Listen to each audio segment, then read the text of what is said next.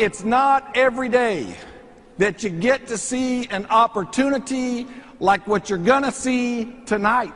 I gotta tell you something.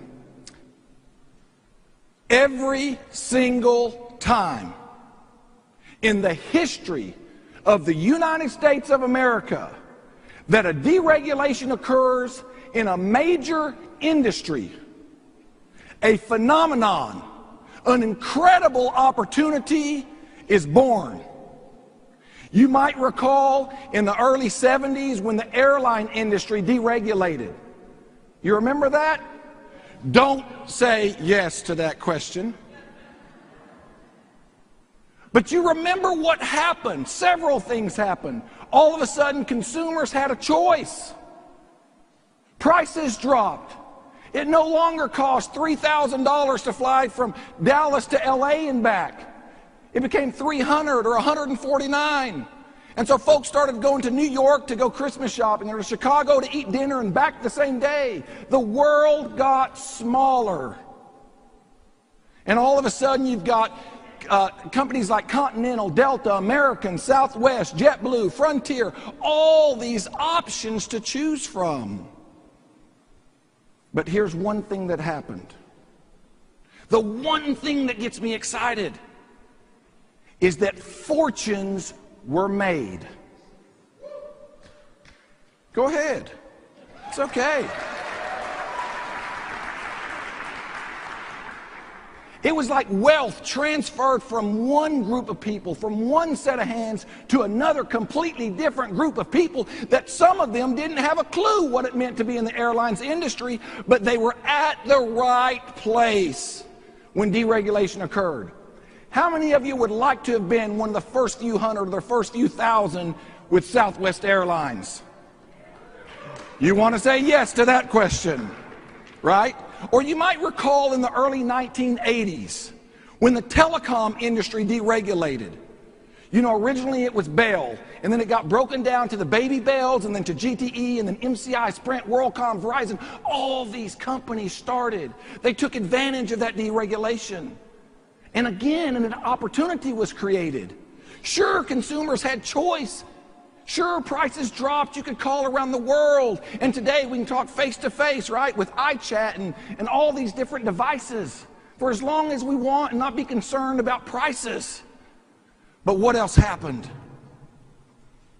Fortunes were made, right?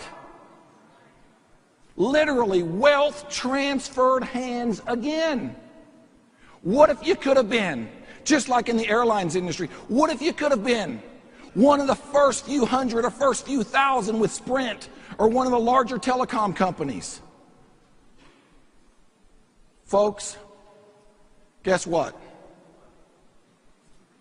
Write this down. Write this down. Tonight, we're here to talk about the largest deregulation in the history of this great country, the deregulation of energy.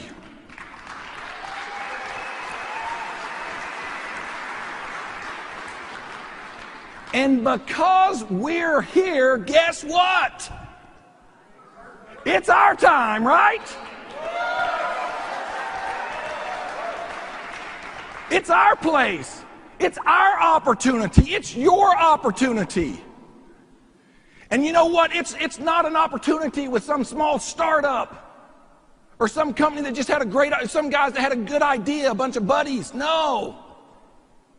What does all this mean for us? How do we take advantage? Here's how.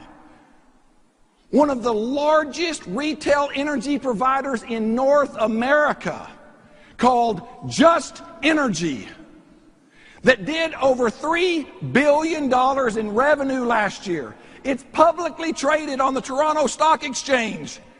It's got the largest footprint in North America. We're not just in a state here or a state there. And we provide both residential and commercial energy. How do you like that? With over 1.8 million customers, you think we know how to service our customers?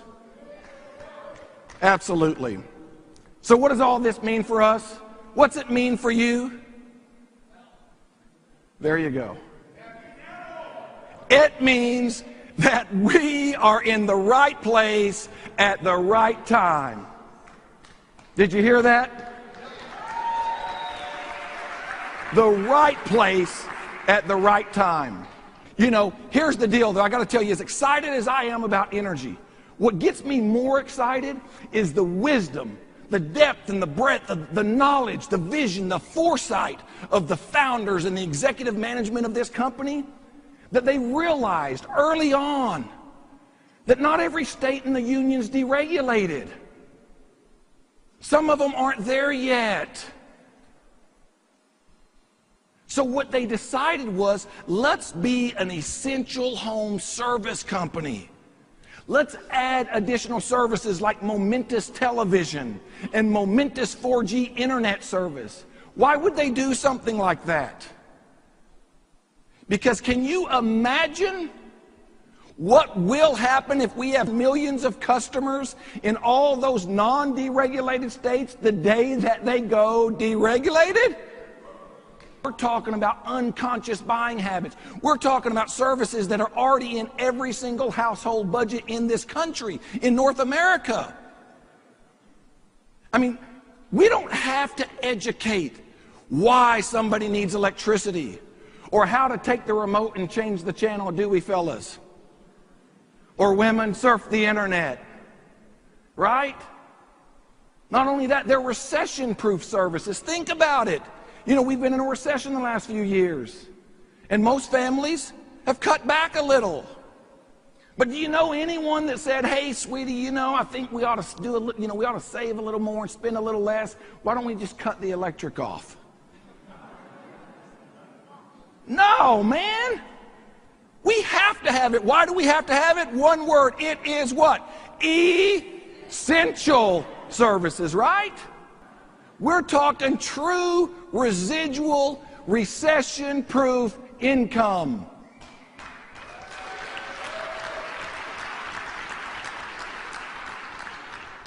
And when the executive management decided to partner with other companies to provide these essential home services, they didn't just go out and get just any company to partner with. They went out and got the best of the best, the cream of the crop, the elite.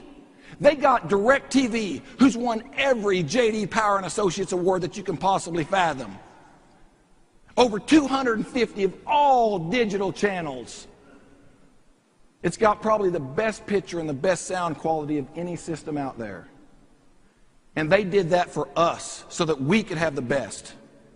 When they decided to go find an internet solution provider, they realized what was happening in the country, in North America, that we are mobile people today, that we don't stay anywhere, kind of like me on this stage tonight. We constantly move, right? And so they didn't just get a wireline company, they got the best, the fastest wireless broadband internet company in America, Clear 4G wireless, because they wanted to provide us the best possible services and solutions that they could.